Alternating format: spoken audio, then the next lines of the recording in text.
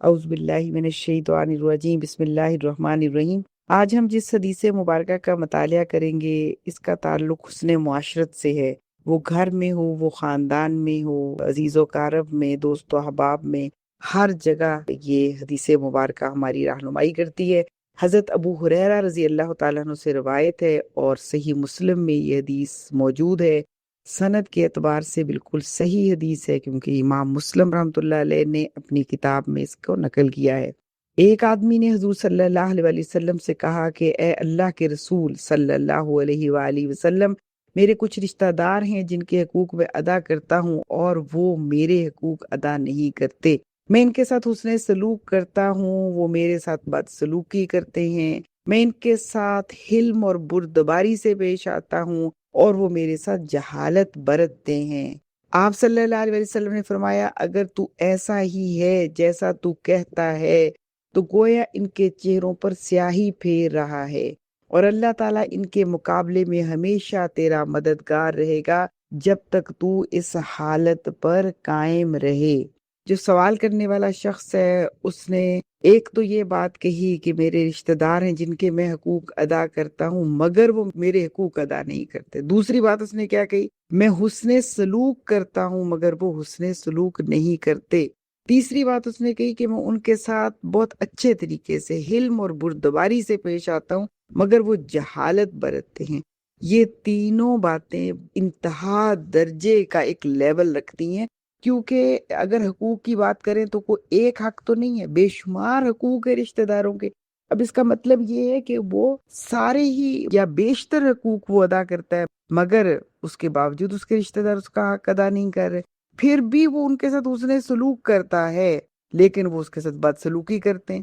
وہ حسن سلوک کرتا ہے، وہ بد سلوکی کرتے ہیں، بد سلوکی میں کے جواب میں وہ پھر حلم اور بردباری سے پیش آتا ہے لیکن اس کے باوجود وہ جہالت برتتے ہیں۔ اس تینوں باتوں کے اوپر اگر غور کیا جائے تو یہ انتہا درجے کا برا رویہ ہے۔ جتنا بھی انسان تصور کر سکتا ہے رشتہ داروں کے حوالے سے، خاندان، معاشرت یا کہیں بھی، یعنی معاملات میں، رویے میں بدترین رویہ ہے، لیکن کمال بات یہ ہے کہ ان سارے رویوں میں وہ یہ شخص کہہ رہا ہے کہ میں تو ان کے ساتھ پھر بھی برداشت کر رہا ہوں لیکن وہ پھر بھی جہالت برتتے ہیں۔ آپ صلی اللہ علیہ وآلہ وسلم نے فرمایا، اگر تو ایسا ہی ہے جیسا تو کہتا ہے۔ ظاہر ہے کہ یہ بہت بڑی بات ہے۔ تینوں باتیں صرف تین نہیں ہیں بلکہ اگر لسٹ بنائی جائے تو 300 کم از کم ہوں گی۔ تو اس میں اگر تیرا ایسا ہی رویہ ہے تو گویا کہ پھر کیا ہے کہ ان کے چہروں پر تو سیاہی پھیر رہا ہے۔ اس کا مطلب یہ نہیں ہے کہ آپ واقعی انہیں تکلیف پہنچا رہے ہیں، بلکہ عربی کا محاورہ ہے جو نبی صلی اللہ علیہ وسلم نے یہاں پہ ادا فرمایا کہ ان کی بد سلوکی کے باوجود آپ کا حسن سلوک ان کے لیے باعث شرمندگی اور گناہ کا سبب ہے۔ یہ بہت اہم بات ہے۔ پہلی بات تو یہ کہ اس قدر درجہ برائی کا پھر بھی اچھا سلوک کرنا ہے تو اس کا مطلب یہ ہے کہ ان کے لیے باعث شرمندگی ہو اور ان کے لیے باعث گناہ ہو، کہ آپ کو تو اس کا اجر ملتا رہتا ہے جبکہ وہ اپنے رویے کی وجہ سے نقصان اٹھا لیتے ہیں۔ پھر فرمایا ان کے مقابلے میں اللہ ہمیشہ تیرا مددگار رہے گا جب تک تو اس حالت پر رہے گا، یعنی اگر تو صبر کرتا رہے گا، صلہ رحمی کرتا رہے گا، رشتہ داروں کے ساتھ اچھا سلوک کرتا رہے گا تو کیا ہوگا کہ اللہ تیری مدد کرتا رہے گا۔ اب یہاں دو باتیں ہیں۔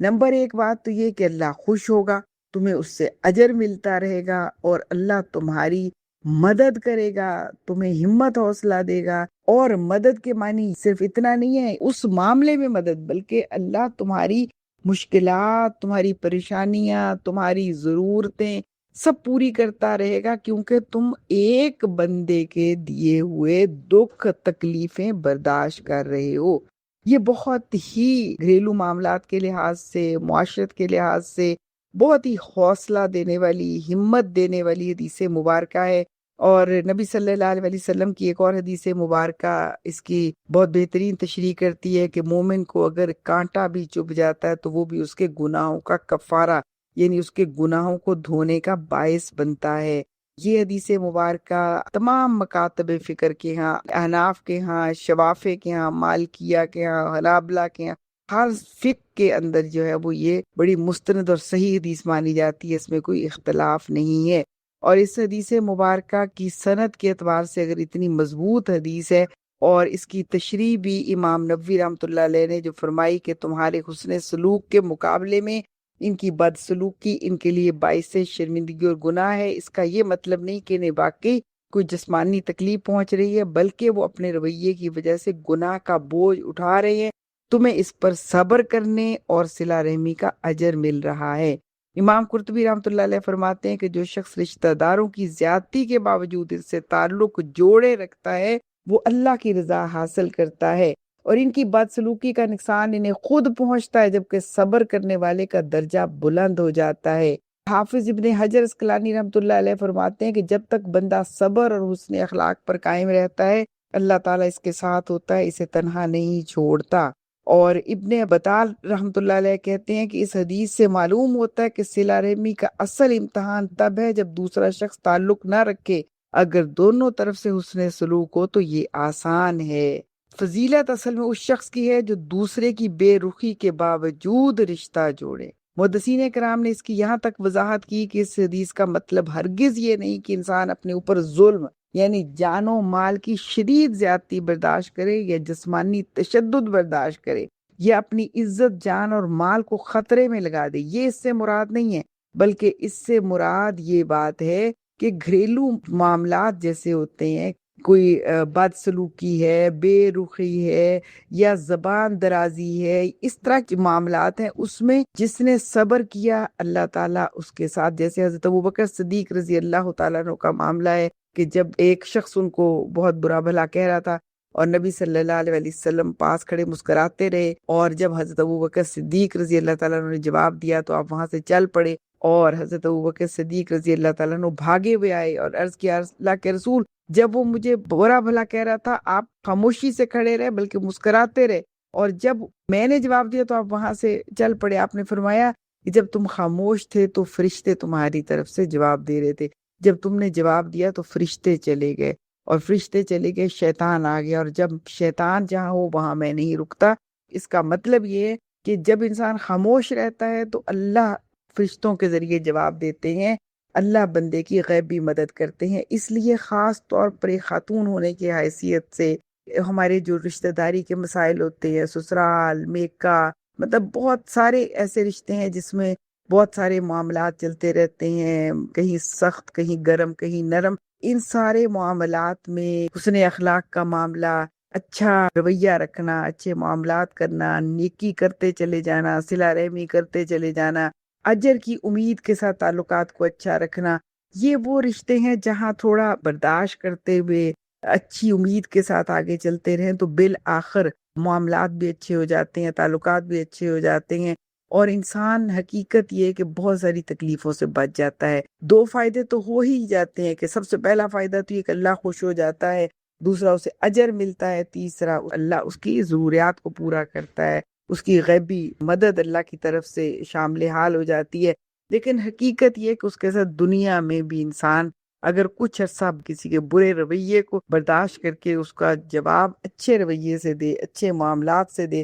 تو بالآخر تعلقات اچھے ہو جاتے ہیں اور معاملات درست ہو جاتے ہیں، اور جس نے اچھا سلوک کیا اس کی بھی عزت یا اس کے ساتھ حسن سلوک کا معاملہ ہو ہی جاتا ہے۔ تو اس لیے یہ حدیث مبارکہ مجھے اور آپ کو بہت کچھ سکھاتی ہے کہ ہر رشتے، ہر تعلق میں جہاں ذہنی تکلیف پریشانی ہوتی ہے وہاں پر صبر سے کام لینا، وہاں حوصلے سے کام لینا، وہاں درگزر کر دینا، وہاں دعا کرنا اپنے لیے بھی اور اس شخص کے لیے بھی جس سے تکلیف پہنچی ہے، اور حکمت کے ساتھ خیر خواہی کا رویہ اختیار کرتے ہوئے ایسے طریقے سے اصلاح کی کوشش بھی کرنا کہ جس سے وہ مسئلہ مستقل ختم ہو جائے، اور پھر اللہ سے دعا بھی کرنا کہ اللہ تعالیٰ معاملات میں آسانی پیدا کر دے اور رشتوں میں تاکہ کوئی تلخی نہ آئے اور رشتوں میں کسی طرح کی دوری نہ آئے۔ بچوں کی تربیت میں بھی یہ حدیث مبارکہ بہت بنیادی کردار رکھتی ہے، لہٰذا بچوں کی تربیت میں یہ بات سکھانا کہ ایک دوسرے کو برداشت کرنا،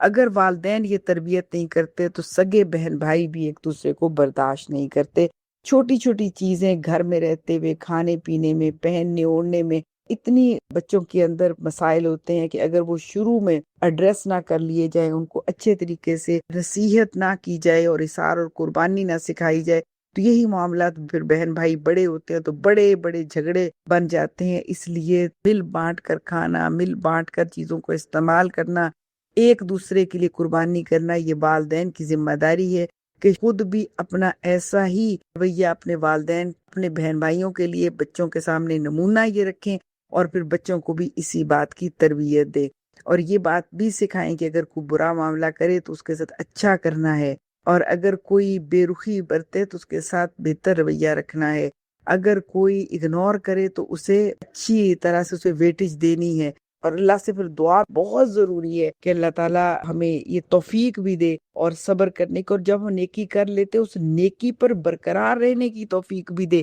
یہ بھی ہوتا ہے کہ ہم ایک دفعہ اللہ کو راضی کرنے کے لیے بڑا اچھے جذبے کے ساتھ نیکی کرتے ہیں، لیکن بعد میں ہم پھر اس پہ پچھتانے بھی لگتے ہیں کہ اچھا اس نے تو میرے ساتھ ایسا کیا تھا اور میں نے اس کے وقت میں یہ اور یہ کیا، تو یہ چیزیں نیکی کو ضائع کرنے کا باعث بنتی ہیں۔ اس لیے یہ بھی نصیحت کی گئی ہے کہ جو بھی نیکی اختیار کرو تو اس نیکی پر ہمیشہ قائم رہنے کی کوشش بھی کرو، اور صرف اللہ کی رضا کے لیے کرو۔ جب بندہ اللہ کی رضا کے لیے نیکی کرتا ہے تو پھر نیکی کر کے اسے کوئی تکلیف نہیں ہوتی۔ اللہ تعالی ہمیں توفیق دے کہ ہم اپنے معاملات کو درست رکھ سکیں، آمین۔ السلام علیکم۔